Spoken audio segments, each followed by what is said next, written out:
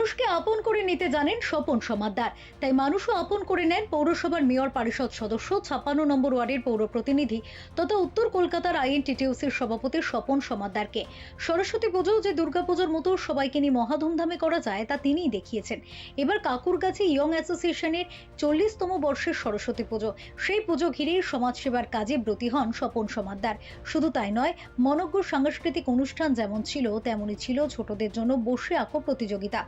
7 দিন ব্যাপী সরস্বতী পুজোকে কেন্দ্র করে যেন মহাযজ্ঞেরই আয়োজন করেন স্বপন সমাদ্দারের উদ্যোগে কাকুরগাছি ইয়ং স্টারের সদস্যরা।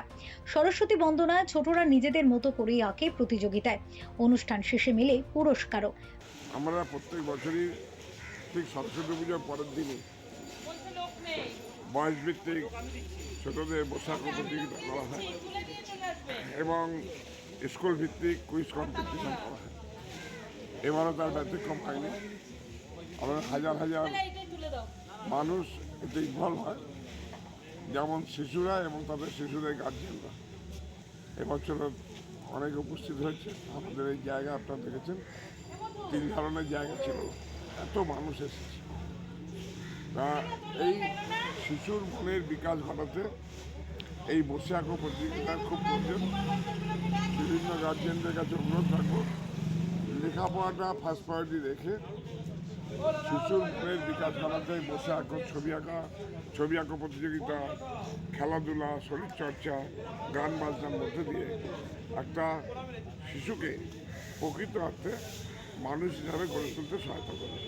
তাই আপনারা প্রত্যেকে পড়াশোনা করেন, বাচ্চাদের লেখাপড়ার সাথে সাথে ওদের মনের বিকাশ ঘটাতে ওরা যা চায় ঠিক সেই লাইনে তাকে আস্তে আস্তে বড় হতে দিন, যারা প্রকৃত মানুষ হতে পারে। মা সরস্বতীর কাছে এই প্রার্থনা করি, প্রত্যেকটি ঘরে ঘরে শিক্ষাদানও পৌঁছানো এবং এই শিশুদের আগামীদের যারা ভবিষ্যৎ তাদের সুন্দর করে তৈরি করে দেওয়া যাবে না দেশের এবং দশের কাজে লাগতে পারে।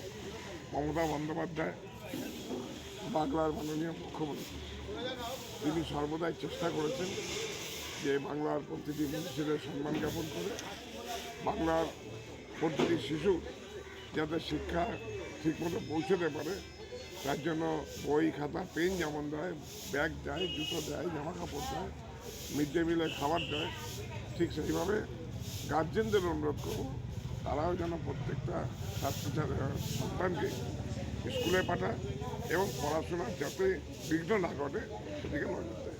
ফিউরো রিপোর্ট, চ্যানেল 10।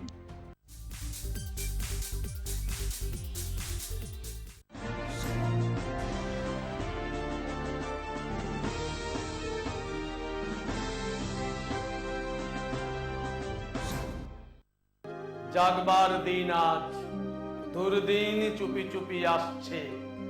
যাদের চোখেতে আজও স্বপ্নের ছায়া ছবি ভাসছে, তাদেরই যে দুর্দিন পরিণামে আরো বেশি জানবে।